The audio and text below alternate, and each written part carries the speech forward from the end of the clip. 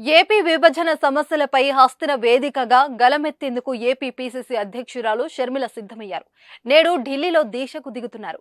ప్రత్యేక హోదా కోసం, విభజన చట్టంలోని హామీల అమలు కోసం దీక్ష చేపట్టనున్నారు. ఏపీకి కేంద్రం అన్యాయం చేస్తుందని ఢిల్లీ వేదికగా పోరాటం చేయనున్నారు. ఢిల్లీ కేంద్రంగా సిపిఐ, సిపిఎంతో సహా జాతీయ పార్టీల నాయకులను కలిసి తాను చేస్తున్న దీక్షకు మద్దతివ్వాలని వైఎస్ షర్మిల కోరుతున్నారు. మధ్యాహ్నం 2 గంటలకు ఏపీ భవన్ వద్ద షర్మిల దీక్షకు దిగుతారు. గజం కేవలం 26,000 రూపాయలతో 165 గజాల భూమి కేవలం 52 లక్షలు మాత్రమే. షర్మిలతో పాటు ఏపీ కాంగ్రెస్ నేతలు, శ్రేణులు ధర్నాలో పాల్గొంటారు. ఆ తర్వాత సాయంత్రం 4 గంటలకు కాంగ్రెస్ జాతీయ అధ్యక్షుడు మల్లికార్జున ఖర్గేతో సమావేశమవుతారు. ఏపీలో తాజా రాజకీయాల పరిస్థితుల గురించి ఖర్గేకు షర్మిల వివరిస్తారు. ఏపీ కాంగ్రెస్ పగ్గాలు అందుకున్నాక షర్మిల స్పీడ్ పెంచారు.